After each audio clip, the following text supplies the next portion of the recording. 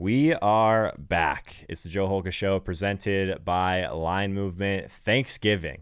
I love this slate more than a lot of things in this world. So we're going to get to dive into the DraftKings and Fanduel slate with my good buddy, Jake Ciely from TheAthletic. He's at AllInKid on Twitter. Who would I rather dive into this slate with? I don't know. There's probably not many people out there. So Jake, how was your week 11 overall before we jump into it? Hey, for the first time all year, I made money on FanDuel and lost 100% on DraftKings. That's I, like uh, odd because you were like just hammering FanDuel last year. Wasn't it the opposite? yeah, I was I was hammering FanDuel last year and not doing so well. DraftKings last year, I think I was at the end of the year maybe minus 10%. Didn't have a good year. This year has been completely the opposite. I don't remember the last time I didn't make at least break even on DraftKings this year. The biggest problem was I overexposed myself. Overexposed myself to Miles Sanders. I just was really buying into the matchup. I thought weather would make them lean on the run more. I wasn't expecting Carson Wentz to go that belly up.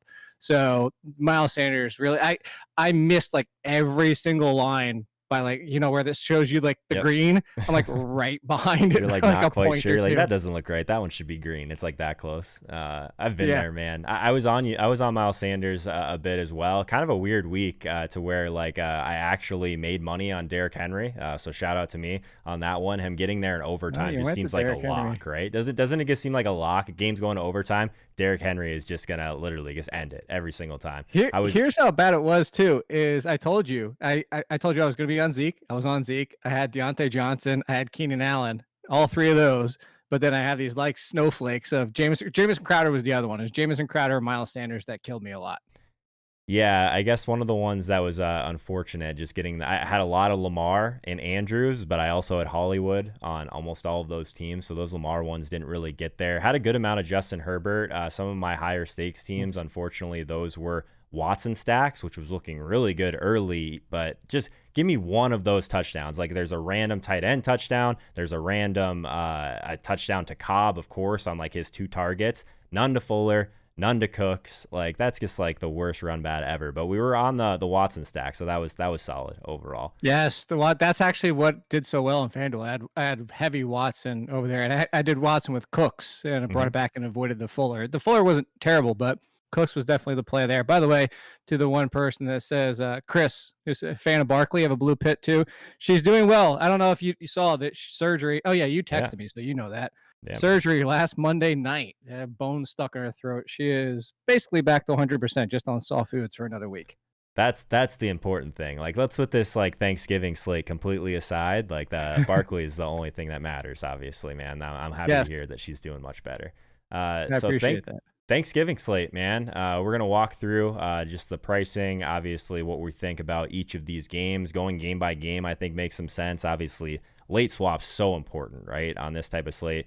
You have more information as the day goes on. We had a little bit of a COVID-19 scare with this Pittsburgh and Baltimore game. It looks like it's still on schedule at the time of this recording, so hopefully we don't have anything there. That would be just brutal. I feel like Thanksgiving once a year, we just get 2 games. Wouldn't that be rough, man? I love this slate. Yeah, that would be rough. Yeah, so the initial look is that it might be Gus Edwards free square because Ooh, even against Pittsburgh, I mean, Pittsburgh has been actually poor against the run the past couple of games. Some of it has to do with who they're facing too, so that skews a little bit. But at the same time, the two names that we've heard are Mark Ingram and J.K. Dobbins. So they're already put on the COVID list, which means I don't think I legitimately they don't have time. Yeah, they don't have time. They're going to be gone for Thursday. So it's Gus Edwards and whatever they else plan to do back there. Maybe Patrick Ricard. But yeah, Gus Edwards feels like a free square.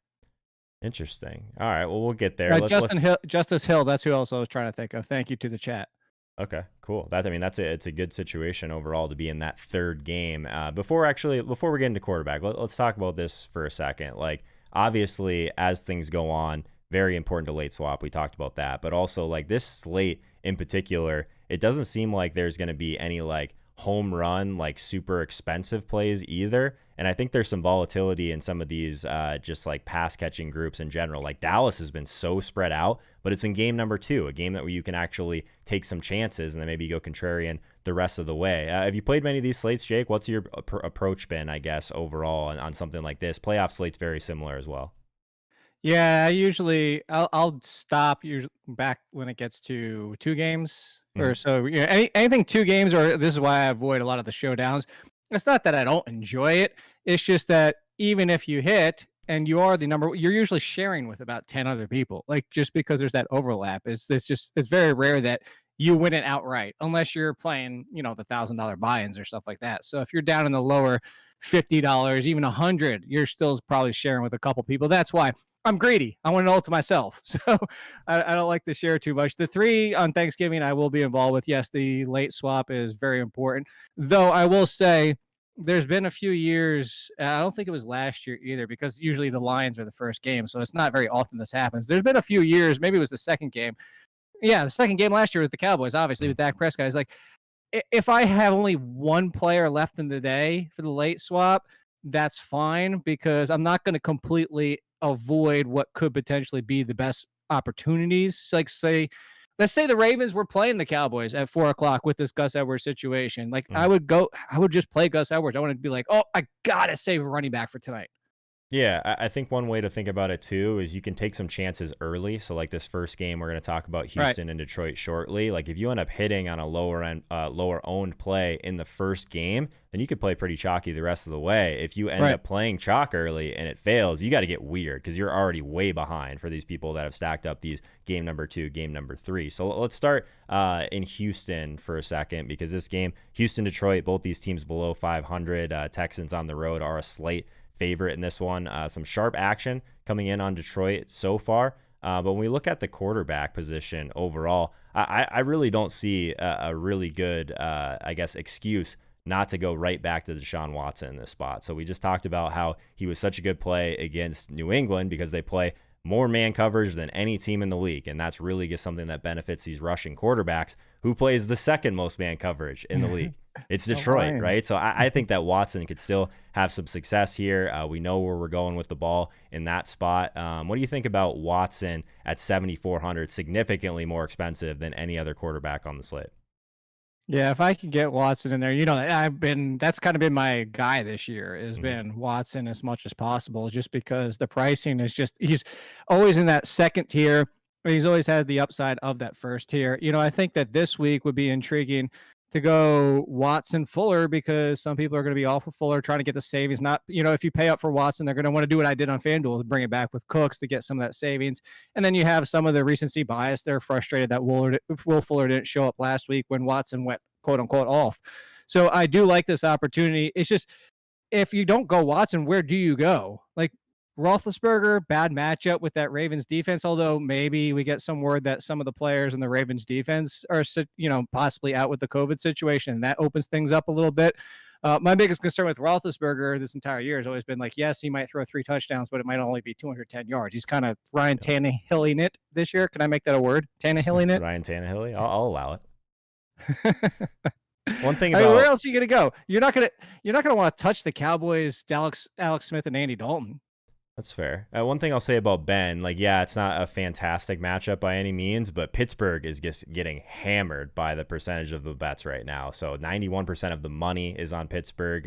So I think that some sharps are going back to this. Well, maybe that says more about the Ravens overall. But one of the things that I at least like about this game from a Pittsburgh perspective is that there's been one area that Baltimore has really struggled on defense, and it's been in the red zone. Their touchdown rate allowed in the red zone is the highest in the league. So if the Steelers can actually reach the red zone, I think they have a good shot of turning some of those opportunities into touchdowns in this one. I guess the biggest issue is which wide receiver, right? Because there's 3 of them. Juju's a little bit banged up. Is Juju going to be okay? I didn't see anything else come out. He slipped on a flag last week. So if he doesn't play, I mean, Deontay How is that Johnson and even Claypool are possible? locks, right? Yeah. Well, no. My opinion is Deontay Johnson's a lock every single time. It's just whether or not he stays healthy through the game. Every Yeah. game he's been 100% from opening to end of the game. He's been a smash, and they continue. What's his pricing now on the Thanksgiving slate? It's good. They had to have moved. Oh yeah, now finally he's now the highest priced Steelers wide receiver, Mhm. and deservedly so, because Deontay Johnson, it just makes it through the game. So yeah, Juju's a risk. I feel like a lot of people are going to be on Deontay if there is no Juju Smith-Schuster. If you go back to quarterback, I will say, if you're talking about the situation with the running back, He's only done it twice this year. He's hit the 25, 30-point mark, but Lamar Jackson essentially turning it into, remember the game where he ran 15 times? Yeah, it was against Lamar Pittsburgh. Jackson. Yeah, this Lamar Jackson, it could be the Lamar Jackson game that we wanted so many times last year or got last year. So if you want to save the 600 and throw Lamar Jackson in there, I think it would obviously be like a naked Lamar Jackson or with Mark Andrews, because I told you Marquise Brown was dead. You didn't listen to me. You should have listened to me on that. I want to do it again. You need to stop me. Like, the reason I want to do it again is, like, if there's one hole in its Pittsburgh secondary, it's like the back end of their secondary, right? So if there's some handful of deep targets going to Marquise Brown, he's 4,700. I mean, he leads the team in ADOT over the last 4 weeks. Yeah, he just dropped a goose egg. No one's going to want to play him, but 4,700. I kind of like the idea of going back to that. Am I crazy? And that's why, because I don't think it is nobody wants to play him. I think this is people keep making excuses for him, and that's the problem. Like I told Pat Mayo on his show when we were doing the rankings, he initially had him at like wide receiver 30 or something last week. I said, you need to move him way down. I said, where? Or he said, where? And I said, outside wide receiver 4 or lower. I said, I don't care how much weighted opportunity you have. You're not catching the ball. You're not getting opportunities, like real opportunities. Weighted opportunity, I don't care. Sometimes it doesn't matter if you're not touching the ball. That's fair. One thing I'll say too, as we kind of cycle through quarterback here, is that, like you just said it, there's going to be pressure on Lamar in this spot. Last time it just led to him running a ton, so maybe the naked play is the direction you want to go with this one. I have some concerns with pace in this game overall. Baltimore 31st fastest neutral pace, so I guess that if they do get their way and run the ball a lot, that could be an issue. Outside of that, I don't know. I don't know if this is like the Sunday night hammer, this Baltimore and Pittsburgh game. I think that my favorite game is game number 2, this Washington in Dallas game, but I also don't think I want either the quarterback. So I guess if we just circle back here, do you entertain the idea of Dalton or Alex Smith, 56 and 5,400 on this slate? No, see, and seasonal, the argument I was making for Dalton last week was that this is like Dalton's one bad game. So he got one bad game, then gets hurt, and everybody's like, oh, Dalton's going to ruin this entire offense. Zeke is trash. The wide receivers are trash. Everybody's trash. Like, Dalton's one bad game eclipsed his entire career of being a serviceable quarterback. That was for seasonal. I still don't want to use him in DFS. This slate alone, it's either going to be Watson, Jackson, or Roethlisberger for me. Could Dalton go off? Maybe. You talk about pace and you talk about this matchup. It's the Washington defense, which, you know, we've talked about on this show this entire year. A very good defense, very good at getting after the quarterback. If I'm playing anybody from the Dallas Cowboys side of things, it's going to be Zeke. It's going to be the same as last week. It's going to be Zeke, who's now got his price going back up a little bit. What did I tell you? This is your last chance to get Zeke at whatever. What was it, 6,800 last week or something like that? Some sharp people actually ended up moving so they ended up moving their Dalvin, I believe, and like a piece on the Dallas side that was a little bit cheaper to Thielen and Zeke for a ton of leverage. Those teams ended up doing really well. Yeah. So that was your last chance on Zeke, but the CeeDee Lamb thing is the reason he was such an intriguing play is because, as you saw the same stat. The Vikings, the highest rate of touchdowns to slot wide receivers. This isn't the same situation with Washington, but the one thing that I do like about Dalton is he's kind of treating CeeDee Lamb as his number one. So I think you compare him to Deontay Johnson, and that if you want to go for the home run, and maybe a lot of people are going to be on Lamb after what just happened and seeing the same thing, that like Amari Cooper, he's kind of like the Chase Claypool. So maybe that's the contrarian play if you want to go after the wide receiver in this game on that side, because Terry McLaurin's the obvious one. I mean, if you can smash Terry McLaurin against anybody, we're two of the biggest fans of Terry McLaurin. We've played a ton of Scary Terry, so I'm with you on that one. I think that I guess people are going to make an argument for Matthew Stafford against Houston. My pushback on that thumb, no is way. The thumb, obviously, but both these teams, like in theory, you attack them with the run, right? So we'll see if we get Swift back in this game. I don't really have any interest in Stafford in game number 1. Again, like I don't know if I want to take the quarterback type of plunge in game number 1 unless I feel pretty good about it, because the idea is, yes, you want to be able to take some shots early, but you also, as you go, you have much more leverage if you can actually pair a stack the rest of the way as well. So let's talk about running back, Jake. Any thoughts on Stafford, I guess, before we close up quarterback?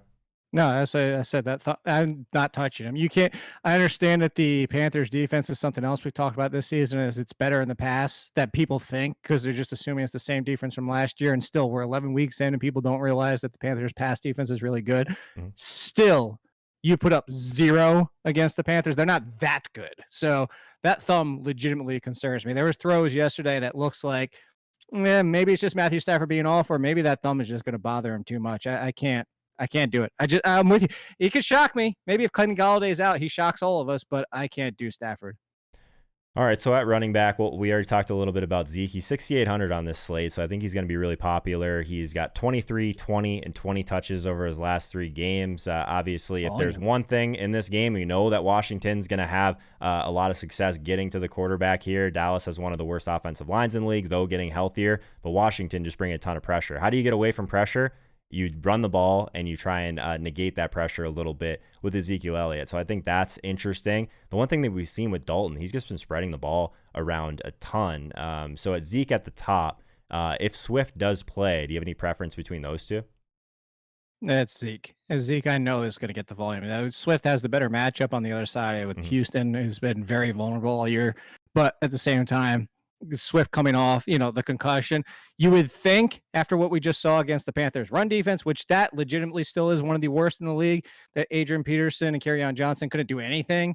Well, part of that also has to do with, hey, if we know Stafford's banged up and can't throw, like, why don't we just go after the running backs and ask them to try and beat us? So you could play that narrative. But at the same time, it comes down to Patricia. Do we trust that he's going to go immediately back to Swift? You would think, and you would hope so, and you would say smart coaches would. But if you're going to give me a $300 difference, there's no question. I would expect Zeke to be over 7 after, that one performance. All we needed to see was that Zeke is Zeke still. The next tier of guys at running back, we have Gibson, we have Duke Johnson. Gibson's a guy that I probably haven't played enough of this year. 17 touches in back-to-back games for him. He's 6K. I just talked about it, but where the Texans really can, I guess, have some success here is if they do decide to run the ball a little bit here. Duke Johnson, 5,700, only 13 and a half touches per game over his last 2, but he did touch the ball 20 times in week 9. Only 5 teams have faced a higher opponent rush play rate than the Lions this year, who definitely could be had there as well. So Gibson versus Duke Johnson, you have any lean there? Yeah, Gibson only. Duke Johnson want nothing to do with. Duke Johnson he's just not that good. I'm so glad we're on there's a reason, side of that. Yeah. So, and for the longest time, it was free Duke Johnson. And, some of the things we've talked about in other situations, the comparison will go back to Lamar Miller back when he was at the Dolphins. Everybody, free Lamar Miller. And he gets freed, and he's putting up the same exact numbers on more touches, so he's less efficient. We sit here and we question coaches all the time, and like Patricia and his usage, and we can all, question what teams are doing every single week with yanking to it in game. But let's also be honest. These are NFL coaches. These are NFL coaches with a pedigree who see these players every single day. Maybe there's a reason Duke Johnson hasn't been freed for years, and he's a complimentary piece. So even with the volume, like at least David Montgomery, as much as we want to bang on David Montgomery for not being great, for his production, it's still better than Duke Johnson's on 15 to 20 touches. So I'm not touching Duke. I think a lot of people are going to be on him because of the matchup, and that's even more reason why I'll stay away from him, because if he goes belly up like he did last week, you're at an advantage because there's going to be too many people playing him. How many times do we have to see Watson just doesn't want to check the ball down? He's just going to run. So like, why would you play the quarterback or the running back that like you need that volume to get there? Definitely at this price tag. So I'm with you. I actually think that Gibson and Pat Mayo mentioned this earlier today on his show. Gibson and McKissick together, you want to try and do different things on these type of slates to really kind of have a different type of path, a different type of roster construction. So I think that's interesting. Cover both of those routes. I actually kind of like this Washington Dallas game a ton overall, just because you could get super, I guess, condensed in terms of the target share. For Washington, we can play McLaren, we can play Logan Thomas, maybe if you want to go the Gibson or McKissick route. And then on the other side of it, you can take a shot on one of these Cowboys wide receivers. You mentioned that CeeDee Lamb seems like he's becoming the alpha there overall, but it has been relatively spread out. It'd be really tough to, I guess, benefit from like a Gallup type of play who's going to see touches down the field, but that's going to be tough against this Washington front. So I think Lamb's probably my favorite Dallas pass catcher, but anything else at running back? I skipped right over James Conner. If you want to talk about him, I'm done with that guy. No, I think that's the biggest concern. It's not just even good day from James Conner, but what happened again? Vultured by Benny Snell. Since week 6, they were tied into that game about getting the opportunities inside goal to go. I told you that last week. Well, now Benny Snell's ahead of him. So I can't trust. He's essentially, even in a good game, Matt Forte back in the day, where he's just going to get that touchdown opportunity taken away from him. It's frustrating. You want him to get better, but similar to what you said, is like being done for him. Like, I think we're done making excuses. But if he hit, I don't think he's the worst. Like, put it this way: you said late saving for a late game. I haven't been able to price it out to look yet. But if you want to go the Gus Edwards free square and then a wide receiver in that game, maybe it's Deontay, and then it switches and you bring it back and then say, well, I'm behind. So now you pay up for Connor and bring it back with a cheaper wide Marquise Brown. Maybe that's the way you play the late game. Yeah, you said it. Like, it's a late swap. Like, if Connor is 25% owned, I don't want any part of it. If he's like 5, then yeah, he might make a reasonable pivot in game number 3. So I'm with you on that one. Let's move to wide receiver quickly. Terry McLaurin at the top. He's very expensive. He's $7K, but he is leading the way in weighted opportunity right alongside Brandon Cooks, who's just $5,300. Your boy Deontay Johnson right behind them at $6,200. But what do you think about the top end of wide receiver? Deontay Johnson at $6,200 still seems too cheap, right? Yeah, I'd say still a little bit too cheap. The bigger concern, obviously, is just whether or not he's healthy, but he's been healthy in game to game. You would say in this kind of situation, Claypool probably draws the tougher coverage too, because he's the bigger option. We don't get a ton of Marlon Humphrey dropping down into the middle of the field, so Deontay Johnson should be able to stay away from it. I think that if you can find a way to get Deontay Johnson in your lineup, I'm doing it every single week. And the only weeks he's led me wrong is when he's gotten hurt. So if you want to play that risk, as you're scared of it, I just don't know that I'm usually not going to try and play that scared. Do we have any news yet about Kenny Golladay? Because I know a lot of these people aren't going to want to take a chance on a guy coming off an injury or like that. I thought it was more of a longer term thing with the hip, though, right? Is he going to be back this week? They're still out there. The fact that they play on Thursday and then they get to wait as the extended time, they might just hold him out. I mean, Detroit, what is Detroit even playing for at this point? So even if he's out there, I feel like that, if you get a projected ownership and it's down, like you said, around 5% on Kenny Golladay or something like that, I think he's worth the risk, because we go back to the Stafford situation. Maybe his thumb feels a little bit better, and it is Kenny Golladay, and at 6,000 against Houston, that's a fun play. But outside of that, if he's out again, I think a lot of people are going to go right to Marvin Jones. But heading into last week, what was it? 3 out of the 4 games when Kenny Golladay has been out, Marvin Hall has hit 100 yards. I think he actually might be more intriguing, because everybody's going to immediately move to Marvin Jones, that maybe you go to Marvin Hall instead. Yeah, I don't mind that one. I guess on the subject of some of these cheaper wide receivers, is there anyone that you kind of prefer all the way down there? We've got Michael Gallup at 3,500, who's still seeing the air yards. We got Kiki Kute, 3,400 in that first game, I think would be super low owned. Agnew was a guy that what's his face? Pat Mayo brought up earlier today at 3K. I don't know. It seems kind of thin down there overall, but do you have a cheap wide receiver that I guess from a contrarian point of view would make some sense to you? I was pulling it up right before the show, and it hadn't been updated. Let me see if it's been updated. I was going to see the snap count of Steven and Cam Sims, because I feel like Steven Sims is starting to. I saw him out there a little bit more, and so let's see, Cam Sims 26 routes. Yeah, Steven Sims 11. He's still behind him. So I would love to say Steven Sims, but he's just still not out there enough. Wait. Why did he bring up Agnew? I have no idea, man. He got so deep at some of those wide receiver plays. We were talking about the first game, trying to find something that was super low owned. I don't know, man. I don't know if I can get behind that one. I mean, he ran 21 routes, but I mean, I would just go to Marvin Hall. I mean, I guess if you're dropping down to this range because Cephas was out there half the time that Agnew was, that would be the intriguing play there. But see, this is where I think some people get into trouble, is that they feel like, hey, there's going to be one random dude because it's the small slate and he catches a touchdown, blah, blah.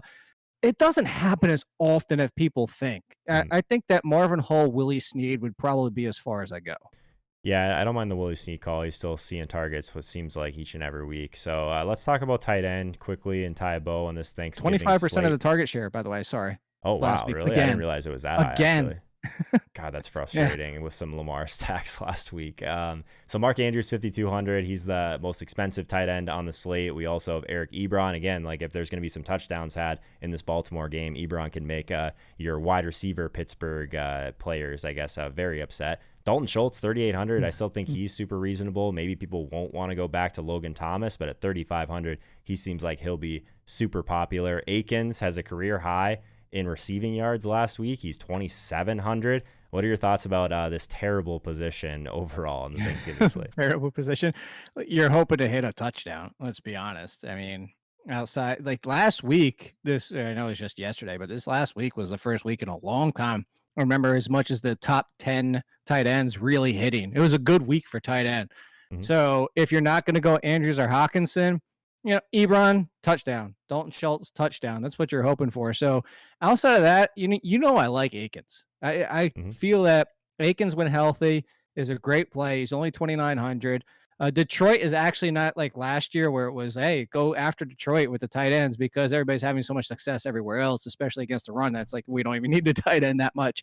But Akins is a factor there. If you want to go with the Deshaun Watson route and pay up for Fuller and kind of avoid the Brandon Cooks and then bring it back with Akins, that could be one way to get involved in that game as well. Yeah, per usual, I'm going to try and get my tight end exposure through stacks. I'm intrigued by Dustin Schultz in that game. I like both the tight ends in that game, but I think Dustin Schultz will be a lower owned than Thomas. Could be totally wrong on that one. What's that? I said you called him Dustin. What's his first name? I see D Schultz. I just assume it's Dustin. Dalton Schultz. All right. Well, Dustin Schultz will be in my lineups this week. Let's touch on defense quickly. I honestly think that this is one that you kind of have to see where your team is at overall. Obviously, we have the Steelers at the top, 4,200, Washington, 3,700. Those are the ones you want to get to. But also, I'm okay with punting it off a little bit with some of these cheaper ones. One of the ones that Pat mentioned earlier is maybe the Cowboys defense at 2,800 in game number 2. I guess I wish the cheaper ones were a little bit later, but one of the things I guess that would be beneficial in that regard, maybe you play the Lions 2,200, luck into like 8-9 points, and then defense is out of the way. No one's going to play the Lions defense. I mean, we know that Watson will take sacks. Neither one of these defenses pressures in the first game, but I like the idea of getting a low-owned defense and getting ahead at that position early. Any thoughts on defense? Yeah, I wasn't going quite to the Lions, but I was going to the other side of the ball. I was going to say if you wanted to get Texans out of the way and hope that Matthew Stafford's thumb is still bothering him and things go sideways, I feel a little less confident DeAndre Swift is active, even though I said I have my concern about how much Patricia will use him. But just also the Lions in general slowing things down or trying to. So I could see that. It's a tough one to like because I don't even like the Steelers that much against Lamar Jackson just because they run a ton. Like I actually think the best potential play is the Cowboys, honestly, because Alex Smith is going to keep throwing. The only reason he wasn't throwing. So here's what you have to worry about with the Washington offense is what happened last week. If the opponent doesn't keep up, and they were seeing Alex Smith make some stupid throws in the first half, like he just did. He's thrown for 300 and 390 before that game. He was still making some dumb throws. Some defenses just haven't taken advantage of him yet, and one of them was the Bengals last week. But as soon as they got up and there was no more Joe Burrow, it was just Antonio Gibson, grind out the clock. It's done. It's over with. So I guess, Washington and Dallas could be the intriguing defense because one is you could say, Andy Dalton goes haywire and all of a sudden Washington's up early, but that will mean they already had some opportunities to turn the ball over. On the flip side, if the Cowboys can look as good as they did last week and push the pace a little bit, then you get aggressive Alex Smith who gets reckless at sometimes because he's just going to keep throwing. I like it, man. We're going to wrap this segment up. Obviously, anyone watching this, make sure you're following Jake on Twitter. He's at AllInKid. Toss a like on this video. Hit that notification bell if you haven't already. Definitely do that. Yeah, consider subscribing. I mean, we got Jake here each and every week. Now we got him for double duty here today. We're going to walk through the main slate in a second as well. Let me know in the comments your lock of the week for the Thanksgiving slate.